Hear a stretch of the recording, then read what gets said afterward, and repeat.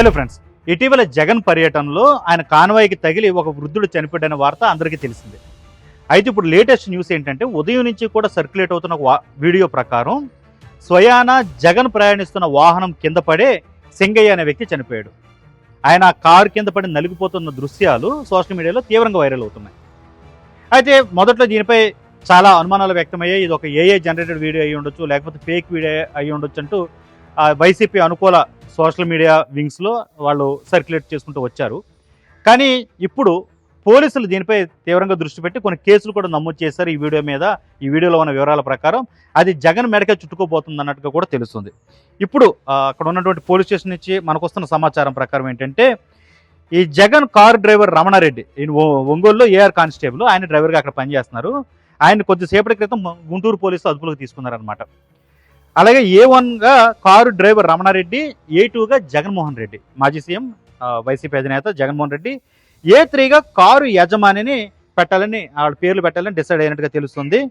Car Fortuner car, ఇది ఏపీ40 DS2349 ఈ car దాన్ని ఐడెంటిఫై చేశారు. కారుని వైఎస్ఆర్ కాంగ్రెస్ పార్టీ పేరు మీద కొనుగోలు చేసి ప్రతినిధిగా, అంటే కారుకి ఒక పార్టీ పేరు మీద కొన్నప్పుడు దాని ప్రతినిధిగా ఒకళ్ళ పేరు పెడతారు. ఆ ప్రతినిధిగా జగన్కు ఓఎస్డీగా పనిచేసిన కృష్ణమోహన్ రెడ్డి పేరు పెట్టినట్టుగా ఉందన్నమాట. ఈ కారు సంబంధించిన బాధ్యతలు చూస్తున్నట్టుగా. అయితే కారు డ్రైవర్ తనకేమి తెలియదని చెప్తున్నారు. సింగయ్య యాక్సిడెంట్లో చనిపోయిన రోజు ఐపీసీలోని 304A కింద కేసు ఆల్రెడీ నమోదు చేసి ఉన్నారు. అయితే ఈరోజు ఇప్పుడు సర్క్యులేట్ అవుతున్న వీడియో ప్రకారం ఆ కారు విజువల్స్లో అది స్వయంగా జగన్మోహన్ రెడ్డి ప్రయాణిస్తున్న కారే. ఆయన అటువైపు ఉన్నారు, జనానికి అభివాదం చేస్తూ. ఇటువైపు ఏమో ఆ కారు కింద ముందు టైర్ల కింద పడి ఈ సింగయ్య చనిపోతున్న దృశ్యాలు ఏవైతే ఉన్నాయో అవన్నీ కూడా ఎక్కువగా వైరల్ అవుతూ వస్తున్నాయి. ఇప్పుడు ఎఫ్ఐఆర్లో అదనంగా 304లో Part 2 సెక్షన్ కూడా వర్తించే అవకాశం ఉంది. బిఎన్ఎస్, కొత్తగా వచ్చిన బిఎన్ఎస్ చట్టంలోనే సెక్షన్ 105 కింద ఈ కేసు నమోదు చేసే ఛాన్స్ ఉంది. అంటే జగన్మోహన్ రెడ్డి మెడకు ఏ2గా ఆయన పేరు పెడుతున్నారు కాబట్టి కాస్త ఆయనకి ఇది కష్టమయ్యేటటువంటి సెక్షన్ కింద చెప్పాలి. ఈ కేసు నుంచి మరి ఎలా తప్పుకుంటారో చూడాలి. ఎందుకంటే అంబటి రాంబాబు ఇప్పుడే మాట్లాడుతూ అది చాలా క్లియర్గా చెప్పుకుంటూ వచ్చారన్నమాట. అది యాక్సిడెంట్, దాన్ని బలి చేసుకున్నారు అన్నట్టు ఎలా మాట్లాడతారు. మేము మాత్రం ఏం చేయగలం, యాక్సిడెంట్లు జరుగుతూ ఉంటే చనిపోయింది మా కార్యకర్త, మా జగన్మోహన్ రెడ్డి అభిమాని, ఆయనకి నష్టపరిహారం కూడా మేము ప్రకటించాం కదా, అది యాక్సిడెంట్గానే చూడాలి, దీన్ని ఒక కుట్ర కోణంలో చూడకూడదు అన్నట్టు ఆయన చెప్పుకుంటూ వచ్చే ప్రయత్నం చేశారు. సో దీనికి సంబంధించిన వివరాలు వైసీపీ దగ్గర ఉన్నాయి అని స్పష్టత వస్తుంది అన్నమాట మాజీ మంత్రి స్థాయిలో ఆయన మాట్లాడినప్పుడు. ఇక మరోవైపున ఇది అక్కడ ఎస్పీ మెడకు చుట్టుకునే ప్రమాదం కూడా ఉంది. ఎందుకంటే ఎస్పీ ఆ రోజు ఈ కింది స్థాయి పోలీసులు మరి సరైన సమాచారం ఇవ్వలేదో, లేకపోతే వాళ్ళు వావర్లకు అయ్యారో తెలియదు, కానీ జగన్ కాన్వాయ్లో ఏదో వాహనం గుద్దే అతను చనిపోయాడు అన్నట్టుగానే ఆ రోజు ఎస్పీ కూడా చెప్పడం జరిగింది. కానీ నిజానికి జగన్ వాహనం కింద పడ్డాడన్న విషయం ఆయన దాకా వివరాలు వెళ్ళాయో లేదన్నది తెలియడం లేదు. సో కింద స్థాయి పోలీసులు ఏమైనా తప్పుడు రిపోర్ట్ ఇచ్చారా, లేకపోతే వాళ్ళకి తెలియలేదా అంత జనం మీద? నిజానికి 100 మందికి ఇచ్చారంటే పర్మిషన్, 100 మంది కంటే ఎక్కువ వెళ్ళొద్దు, 3 కార్లలో తీసుకెళ్ళండి, లేదు 100 మంది జనం కంటే ఎక్కువ ఉండకూడదు అన్నట్టుగా జగన్మోహన్ రెడ్డికి ఆ రోజు నియమ నిబంధనలు పెట్టారు పోలీసులు ఆ పర్మిషన్ అడిగినప్పుడు. కానీ ఆయన వెళ్ళినప్పుడు ఎంతమంది వచ్చారో అనేది చూసారు, చాలా వేల సంఖ్యలో జనం వచ్చేసారు. సో అంత జనం వచ్చినప్పుడు ఖచ్చితంగా ఇలాంటి సంఘటనలు జరిగే ప్రమాదం ఉందని పోలీసులు కానీ అటు ప్రభుత్వం కానీ కాస్త అనుమానాలు వ్యక్తం చేసింది. దానికి తగ్గట్టుగానే ఇప్పుడు యాక్సిడెంట్ జరగడం అనేది నిజంగానే శోచనీయం అయిపోయింది. ఇప్పుడు వైసీపీ మెడకి ప్రమాదం తాలూకు కేసులు చుట్టుకునే అవకాశం అయితే ఎక్కువ కనబడుతుంది.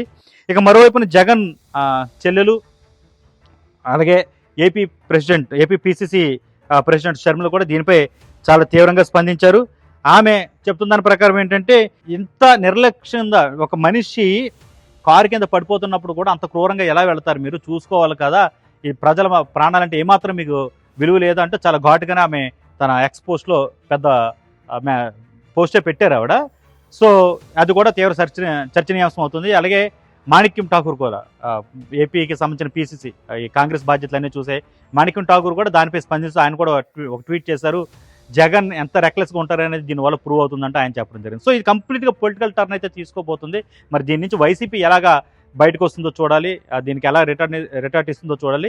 ఎంతవరకు వాళ్ళు జగన్ కాన్వాయ్ గుద్దు మాత్రమే సింగయ్య అనే వ్యక్తి చనిపోయాడని అందరూ భావించారు. కానీ జగన్ వెహికల్ కిందే స్వయంగా పడి అతను చనిపోయాడనే విషయం ఇప్పుడు బయటకు రావడంతో, అంటే జగన్ ప్రయాణిస్తున్న వాహనం కిందే అతను పడిపోయి చనిపోయాడనే విషయం వీడియోలో ఉన్నది నిజమైతే, అది ప్రచారంలో జరుగుతున్నట్టు, ఇది ఖచ్చితంగా వైసీపీకి ఒక డ్రాబ్యాక్ అనేది చెప్పాలి. ఇప్పటికే జగన్ పర్యటనలపైన కాస్త అదుపు తప్పుతున్నారు. అక్కడికి వస్తున్న కార్యకర్తలు, పోలీసులు అదుపు చేయలేకపోతున్నారు.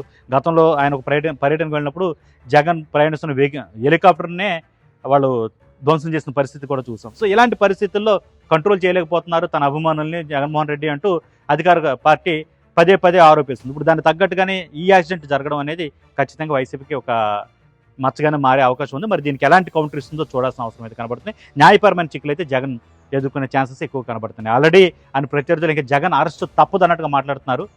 మరి పరిస్థితి అంతవరకు వస్తుందో లేదో అనేది చూడాల్సి ఉంది.